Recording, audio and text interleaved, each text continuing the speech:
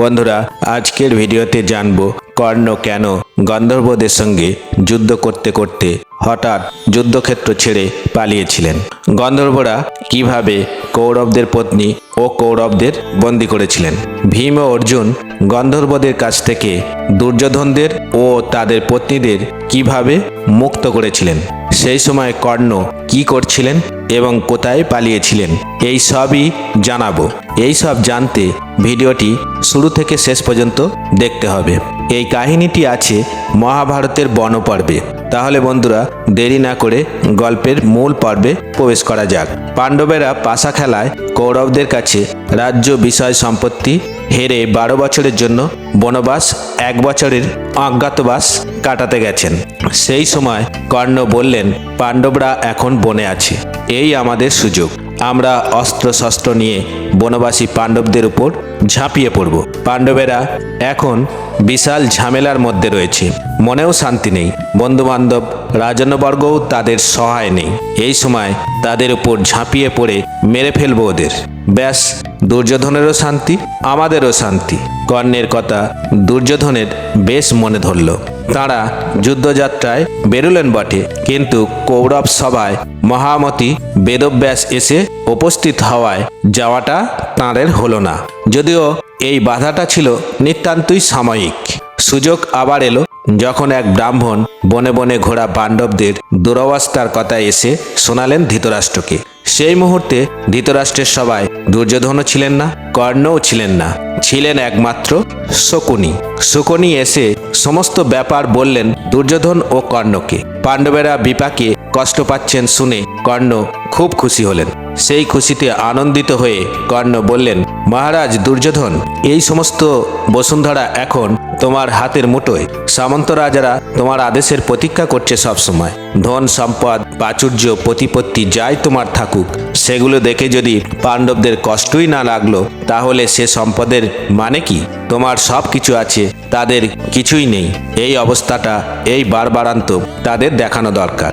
সত্যি বলতে কি, রাজ্যপাট ধন সম্পত্তি এসব থেকে কিছুই সুখ নেই, যদি না তোমার বারবারান্ত দেখে বনবাসী এবং দুর্বিপাকগ্রস্ত পাণ্ডবদের চোখ না টাটায়। কর্ণ বললেন দুর্যোধনকে, তুমি এক কাজ করো, পাণ্ডবেরা দৈত্যবনে যেখানে কুটির বেঁধে রয়েছে সেখানেই যাওয়া যাক। তুমি যাবে দারুণ দামি পোশাক পরে, সঙ্গে থাকবে টাকা পয়সা দাস দাসী। এই অবস্থায় কম দামি পোশাক পরা অর্জুন তোমাকে দেখলে তোমার কি আনন্দই না হবে। কুড়ুবাড়ির বউরা সব ঘটা করে সেজে গুজে দ্রৌপদীর সামনে দিয়ে ঘুরে বেড়াবে। সুসজ্জিতা কৌরব স্ত্রীদের দেখলে দ্রৌপদী দ্বিগুণ জ্বালায় জ্বলবে আর ভাববে, পাণ্ডবদের বিয়ে করে কি হলো আমার। সেই অর্জুন, সেই দ্রৌপদী, কি উপায়ে কি কৌশলে অর্জুন কষ্ট পান, দ্রৌপদী কষ্ট পান, কর্ণের কেবল সেই চিন্তা। দুর্যোধন এই কথাগুলি আগে একটুও ভাবেনি। যে মুহূর্তে কর্ণ এত সব বললেন, দুর্যোধনের মনে হলো, আরে তাই তো, এভাবে তো পাণ্ডবদের খানিকটা হেনস্থা করা যেতে পারে। দুর্যোধন মনে মনে ভাবলেন, এরকম একটা দারুণ বুদ্ধি তো আমার মাথাতেই আসা উচিত ছিল। তারপর দুর্যোধন বললেন, ভাই কর্ণ, তুমি যা বলেছ এসব তো আমার মনেও ছিল, কিন্তু নেহাত পিতা ধৃতরাষ্ট্র সেখানে যেতে অনুমতি দেবেন না বলেই যেতে পারছি না। নইলে আমার কি আর ইচ্ছা করে না যে পাণ্ডবদের একটু মেজাজ দেখিয়ে আসি, কিন্তু কি উপায়ে সেখানে যাব সেটাই তো ভেবে পাচ্ছি না। তোমরা যদি একটা উপায় বার করতে।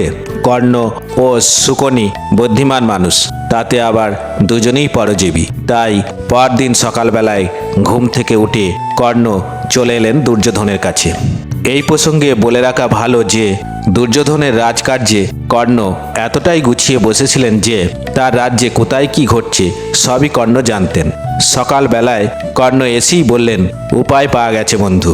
দৈত্যবনে যেখানে পাণ্ডবেরা থাকে সেখানে রয়েছে হস্তিনাপুরের খাস প্রজা গয়লাদের বাড়িঘর। রাজবাড়ির গরু বাছুরদের পালন করে তারাই। সেই গয়লারাও বহুদিন ধরে তোমাকে যেতে বলেছে। আমরা সেই অছিলায় দৈত্যবনে যাব, পাণ্ডবদেরও মুখোমুখি হব। শকুনিও কর্ণকে সমর্থন করলেন। দুর্যোধন বললেন, বেশ, আমি কালকে যখন রাজসভায় ধৃতরাষ্ট্র ও অন্যান্য কুরুবিদ্যদের সঙ্গে বসে থাকব, তখন তোমরা এই পরিকল্পনা কথা বলবে। আমি সেই মুহূর্তে যা করার করব। কর্ণ ও শকুনি অতি কাঁচা লোক নন।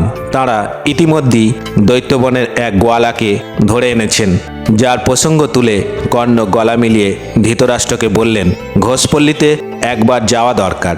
গরুবাছুরদের গণনা করে তাদের গায়ে ছাপ মারারও দরকার। তাছাড়া দুর্যোধন যদি জানতো একটু আধটু মৃগয়া হতে পারে। আপনি অনুমতি দিন মহারাজ। পাণ্ডবরা সেখানে থাকায় ধৃতরাষ্ট্রের অনুমতি দেওয়ার ইচ্ছা ছিল না। শকুনি অনেক বোঝানোর পর নিতান্ত অনিচ্ছায় ধৃতরাষ্ট্র শেষ পর্যন্ত অনুমতি দিলেন। দুর্যোধন, কর্ণ, দুঃশাসন চললেন দৈত্যবনে পাণ্ডবদের বাবু মেজাজ দেখাতে। সমস্ত কুলবধূরা সেজেগুজে চলল দৈত্যবনে। এলাহি ব্যবস্থা হলো থাকা, খাওয়া, নাচা গানার। তারপর দুর্যোধন নির্দেশ দিলেন, দৈত্যবনের যে সরোবরের এক ধারে পাণ্ডবেরা রয়েছেন তারই আর এক ধারে বেশ কিছু তাঁবু বানিয়ে ফেলতে। দুর্যোধন যেখানে তাঁবুর ঘর বানাতে বলেছিলেন, কিন্তু সেই জায়গায় আগেই এসে দখল করেছিলেন গন্ধর্ব চিত্রসেন। একজনকে দেখাতে এসে আর একজনের সঙ্গে গন্ডগোল বেঁধে গেল। রীতিমতো যুদ্ধ, তুমুল যুদ্ধ।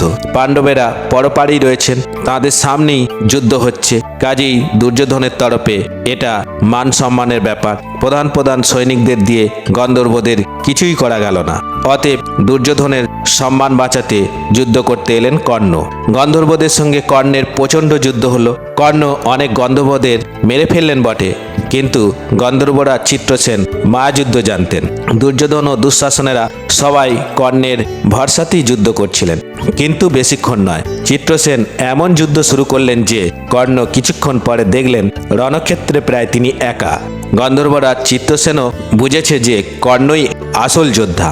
তখন গন্ধর্বরা সবাই মিলে কর্ণের সঙ্গে যুদ্ধ আরম্ভ করলো। কেউ কর্ণের রথ ভাঙে, কেউ বা রথের ঘোড়া মারে, কেউ ধ্বজা কেটে দেয়, কেউ বা শুধুই বান মেরে যাচ্ছে কর্ণের গায়ে, কেউ রথের চাকা নিয়ে পালায়। শেষে সমস্ত গন্ধর্বরা মিলে কর্ণকে এমন ব্যতিব্যস্ত করে তুলল যে কর্ণ রথ থেকে লাফিয়ে পড়ে দুর্যোধনের ভাই বিকর্ণের রথে চড়ে প্রাণ বাঁচাতে পালাতে বাধ্য হলেন। সেই সুযোগে গন্ধর্ব চিত্রসেন দুর্যোধন সমেত সস্ত্রীক ভাইদের বন্দী করলেন। যুধিষ্ঠির খবর পেলেন গন্ধর্বদের হাতে দুর্যোধন কুলবধূ সহ বন্দী হয়েছেন। কুলবধূদের সম্মান রক্ষার্থে ভীম ও অর্জুনকে নির্দেশ দিলেন তাদের মুক্ত করতে। ভীম ও অর্জুন গন্ধর্বদের সঙ্গে মধ্যস্থতা করে মুক্ত করলেন। গন্ধর্বরা চিত্রসেন দুর্যোধনের সমস্ত পরিকল্পনার কথা বলে দিলেন পাণ্ডবদের। যুধিষ্ঠির দুর্যোধনকে মুক্ত করে সাবধান করে দিলেন ভবিষ্যতে আর কোনোদিন এরকম না করতে।